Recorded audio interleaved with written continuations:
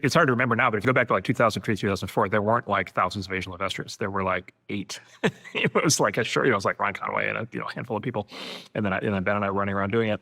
And this was very significant in the evolution of the venture capital industry, because this was the point at which the traditional VCs got disintermediated by angels and seed investors who kind of inserted in before the VCs arrived, which was this fundamental change that changed the whole industry. But we were part of that. But as a consequence, like we were investing in all these new companies, basically at the point of formation. We were basically playing amateur early stage VC, and we were getting. And we were always like, we're not going on the board. Like you're going to raise money from a real venture firm later. They're going to go on your board and whatever and work with you. And what we just found over and over and over and over again was we ended up getting pulled into these companies, either because there were issues that just like the other people that they were working with, or they either hadn't raised venture yet, or the VCs that they'd raised from couldn't help them with. And so we just got pulled in. And the reason was we had been running companies at that point for whatever 20 years, and so we at least had some idea of what we were doing.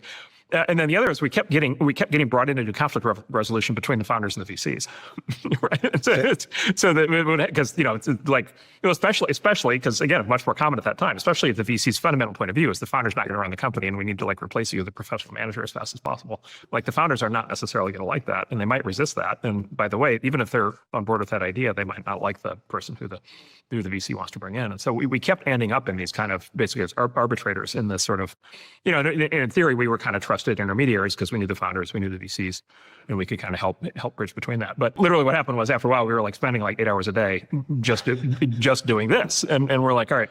And it's like weird. It's like you're writing a $100,000 check and you're like spending all this time doing it. And then to basically arbitrate it with somebody who wrote a $10 million check. And it's just like, all right, like we should probably just write the $10 million check.